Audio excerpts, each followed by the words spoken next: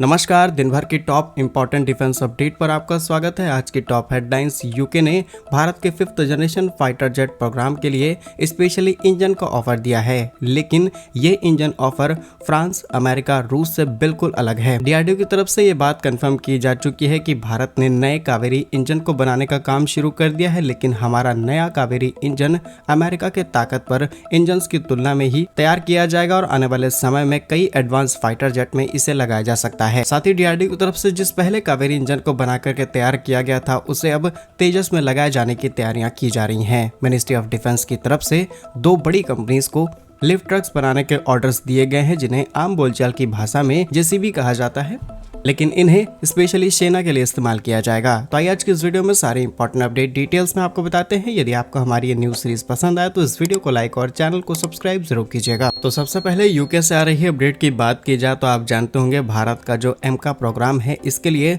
हम ऑप्शंस तलाश रहे हैं कि कौन सा देश हमें अच्छे से अच्छा इंजन दे सकता है, और इंजन के साथ अगर टेक्नोलॉजी ट्रांसफर कर दी जाए तो ये भारत के लिए काफी बड़ी जीत मानी जाएगी। और इस चीज को ध्यान में रखते हुए फ्रांस की जानी मानी कंपनी साफरान की तरफ से भारत को ऑफर दिया गया, जिसमें 70 से 80% तक टेक्नोलॉजी दी गई। इसके अलावा कई मामलों में 100% तक टेक्नोलॉजी भारत को शेयर करने की बात कही गई। इसके अलावा अमेरिका की जनरल इलेक्ट्रिक से F404, F414 इंजन हम ऑलरेडी खरीद रहे हैं और इसमें भी टेक्नोलॉजी शेयरिंग भारत को की जा रही है। लेकिन अब यूके की जानी मानी कंपनी रोल्स रॉयस की तरफ से भारत को एक बड़ा ऑफर दिया गया है, लेकिन ये ऑफर रूस, अमेरिका, फ्रांस से कंप्लीटली डिफरेंट होने वाला है। बिकॉज यहाँ पर रोल्स रॉयस का कहना है कि हम इस इंजन को डेवलप करेंगे इंडिया के साथ मिलकर के, और इसमें कुछ प्राइवेट कंपनीज के साथ मिलकर के इस काम को पूरा किया जाएगा। यानी कि ये पूरा इंजन डेवलपमेंट भारत में होगा, डीआरडीओ की देखरेख में किया जाएगा, और इसकी जितनी भी टेक्नोलॉजीज है, इसकी आईपी, इसको बनाने का प्रोसेस, ये 100% भारत के साथ शेयर किया जाएगा, क्योंकि इसे बनाने में ही दोनों देश एक साथ काम करेंगे।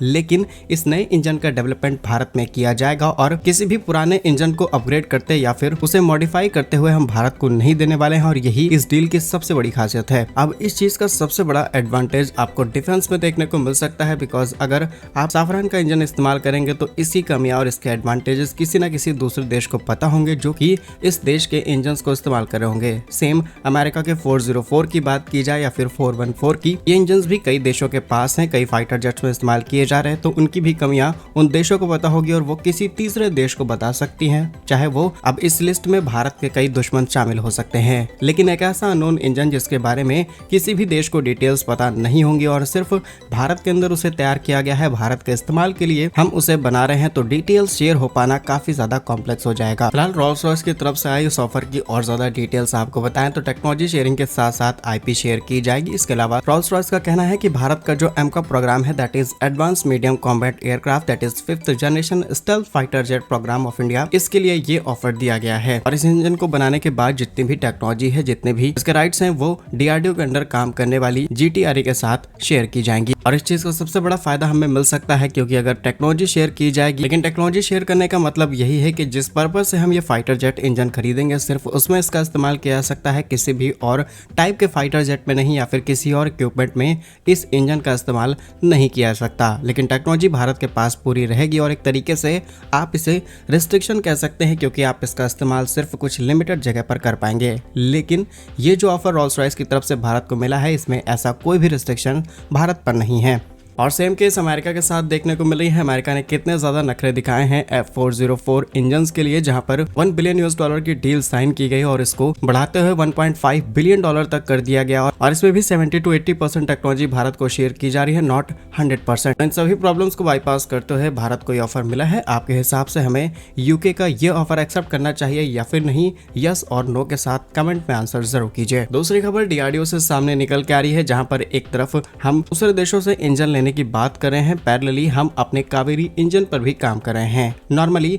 हमने एक कावेरी इंजन को तैयार किया, जिसकी टेस्टिंग ऑलरेडी रशिया के अंदर की जा रही है, लेकिन साथ ही कावेरी इंजन के दूसरे वेरिएंट या फिर कहें कावेरी 2.0 पर काम शुरू हो चुका है। लेकिन इस बार डीआरडीओ बहुत कुछ चेंज करने वाला है और भारत के इस चेंज से अमेरिका तक परेशान हो सकता है, क्योंकि डीआरडीओ की रिपोर्ट्स के मुताबिक हम एक नए इंजन पर काम करना शुरू कर चुके हैं जो कि डीआरडीओ का आफ्टर बर्नर इंजन होगा और ये पुराने इंजन के कंपैरिजन में 90 किलो न्यूटन तक का थ्रस्ट जनरेट करेगा। लेकिन इसका जो वजन है यहीं पर सबसे बड़ा गेम होने वाला है और इसका वेट लगभग 1200 किलोग्राम के आसपास रहेगा, that is equal to F404 and F414। और इसे आप कह सकते हैं कि बस यही वो डीआरडीओ की लिमिट है जिसे अगर भारत ने बाईपास कर दिया और F404 या फिर F414 के इक्वल हमने यहाँ से थ्रस्ट जनरेट कर लिया सेम वेट के साथ, तो फिर हमें किसी भी देश से इंजन लेने की जरूरत नहीं है और अमेरिका का बिलियंस ऑफ डॉलर का बिजनेस ध्वस्त हो जाएगा। तो कहा जा सकता है कि फ्यूचर में कई फॉरेन इंटरवेंशन के जरिए भारत के इस प्रोग्राम को रोकने की कोशिश की जाए, क्योंकि ये अनाउंसमेंट अपने आप में बहुत बड़ी बन जाती है। क्या आपको लगता है कि अमेरिका इसे रोकने की कोशिश करेगा या फिर नहीं?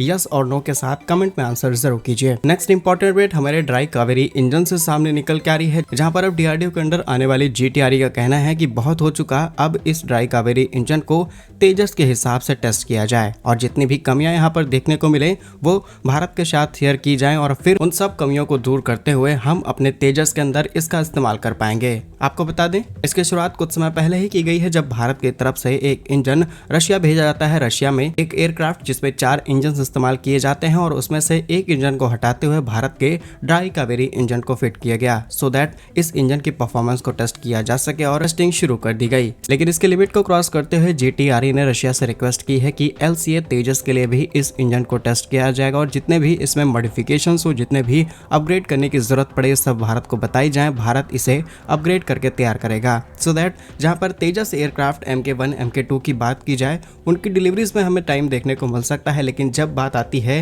एलसीए तेजस की तो एटलीस्ट हम कावेरी इंजन का इस्तेमाल इसमें अभी से करना शुरू कर दें। साथ ही जानकारी के लिए आपको बता दें कि जब भारत के इस ड्राई कावेरी इंजन को तैयार किया गया रशिया में टेस्ट के लिए, तब ही पहले ही ये पूरी तरीके से तैयार हो चुका था भारत के घातक प्रोजेक्ट के लिए, जहां पर हमें 49 किलो न्यूटन के थ्रस्ट की जरूरत थी। जहां घातक हमारा बहुत ही एडवांस यूएवी है और हमें फ्यूचर में इसे एक्सपोर्ट करने में बहुत ज़्यादा हेल्प मिलने वाली है, क्योंकि इसे हमने स्वदेशी अपने देश के अंदर न सिर्फ तैयार किया बल्कि इसमें लगा हुआ इंजन भी भारत की तरफ से बनाया हुआ है। और सबसे बड़ी बात कि टर्की के TB2 ड्रोन्स जैसे ड्रोन्स जो दुनिया में अपने आप को बहुत ज़्यादा एक्सपेंड कर पा रहे हैं, भारत भी अपने इस प्रोजेक्ट के जरिए डिफेंस इक्विपमेंट्स बेच पाएगा। और इस चीज़ के बारे में हम आपको पहले भी इन्फॉर्म कर चुके हैं कि भारत की तरफ से आखिर ये इंजन टेस्ट रशिया के अंदर क्यों किए जा रहे हैं, बिकॉज इन्हें टेस्ट करने की फैसिलिटी भारत के पास मौजूद नहीं है। और जैसे ही भारत के कावेरी इंजन को रशिया में टेस्ट के लिए भेजा जाता है, वैसे ही जीटीआरई गवर्नमेंट ऑफ इंडिया से रिक्वेस्ट करती है कि अब समय आ चुका है बिलियंस ऑफ डॉलर नहीं लेकिन मिलियंस ऑफ डॉलर खर्च करते हुए एक नई फैसिलिटी सेटअप की जाए, जहां पर हम